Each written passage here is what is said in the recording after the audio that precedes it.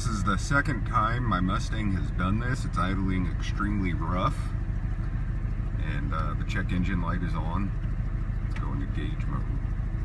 So, as you can see, the boost vacuum is not where it should be, and the air-fuel ratio should not be at 20.